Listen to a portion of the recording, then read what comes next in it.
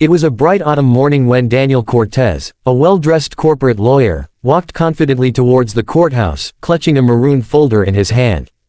To everyone else, it was just another day, but for Daniel, it was the most important day of his life. Behind him walked his small but loyal team, each carrying silent hope in their hearts. Daniel had spent years defending powerful clients, corporations, politicians, and businessmen, never questioning whether justice was truly being served. But today, things were different.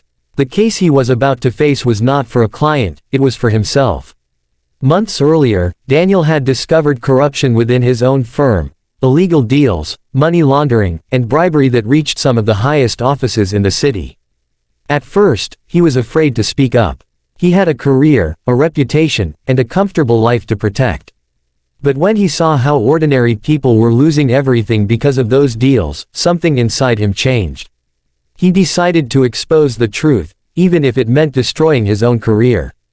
As he walked through the court gates, he placed his hand on his chest, a small gesture of courage and gratitude. His eyes met those of a young journalist standing nearby. She had followed his story since the beginning and smiled faintly, knowing that Daniel was walking into history, not just a courtroom.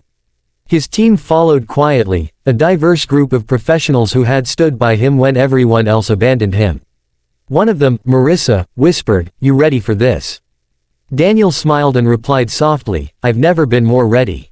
Inside the courtroom, the atmosphere was tense. The opposing lawyers glared at him, whispering to each other. Cameras flashed. Reporters scribbled notes. Daniel stood tall, placed his folder on the table, and began his statement. "Your Honor," he said calmly, "today I'm not here to defend a client. I'm here to defend the truth. For years, I was part of a system that rewarded silence and punished honesty. But no more. Today, I choose to stand on the right side of history." His words echoed through the hall. Some people looked shocked, others emotional. The judge nodded slightly, acknowledging the weight of his words. When Daniel left the courtroom hours later, the air outside felt lighter. The crowd that had gathered began to clap, not because the case was over, but because a man had finally chosen integrity over power. He smiled, hand still over his heart, feeling both exhausted and free. His team gathered around him, a symbol of courage, unity, and truth.